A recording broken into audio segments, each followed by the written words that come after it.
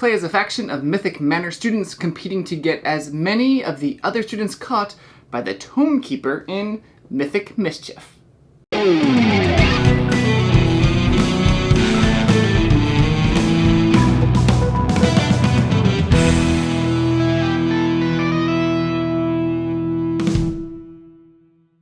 Thank you for joining me at Tantrum House Studio D. I'm Kevin Delp. Mythic Mischief is an asymmetric grid movement type game for 1 to 4 players that plays in about 45 minutes.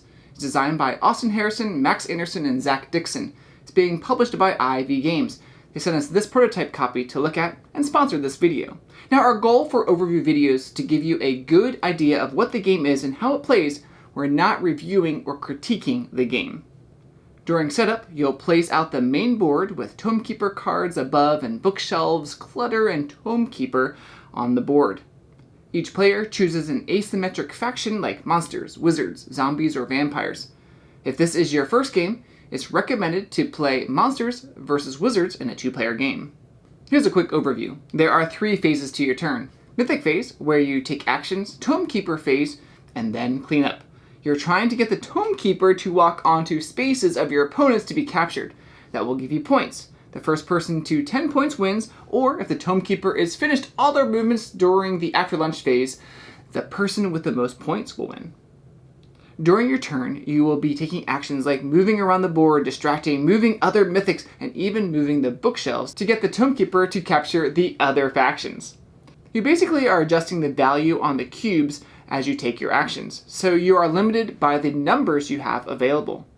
As a monster, you can move to get into position and then spend action points to throw another student in the path of the Tome Keeper. Then, during the Tome Keeper phase, it moves on a certain path as shown on the Tome Keeper card a number of spots. Any captured students are removed, but they can respawn when it is that player's turn. All the factions can move bookshelves a certain way. If you're the wizard faction, you could slide the bookshelf, which could then change the path the Tome Keeper moves.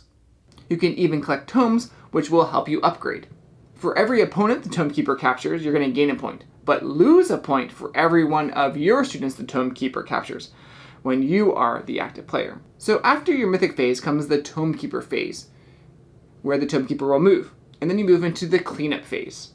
You'll move used dice to the far left space, and then you place any collected tomes on your board to start upgrading your abilities. Then you can upgrade 2 abilities. You can do 1 2 times or do 2 different ones once by moving the dice. And you'll reset the dice numbers based on the number shown now on the player board.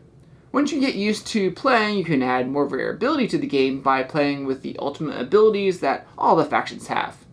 Now, the midpoint of the game comes when the Tome Keeper completes the Before the Lunch card, and then you set up the game as shown on the newly revealed After Lunch card. You also now have the After Lunch specials for your mythics available.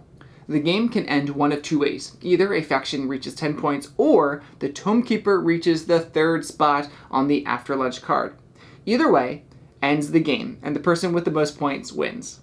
The theme comes through in the asymmetric abilities of the different factions: vampires, monsters, wizards, and zombies.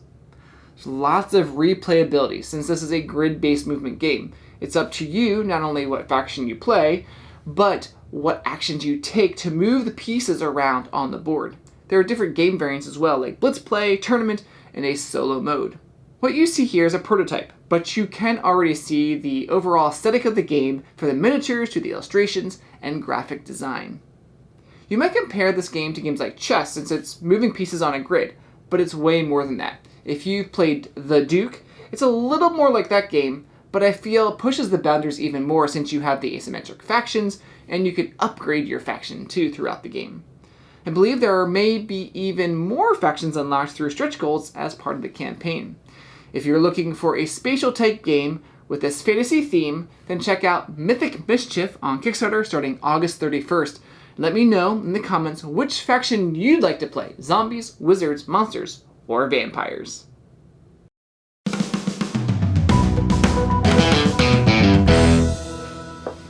Check.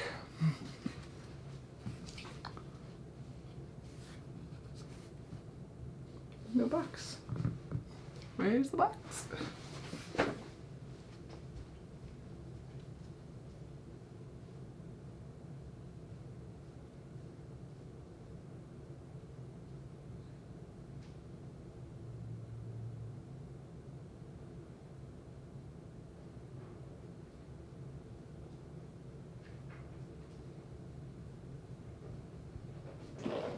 I found it.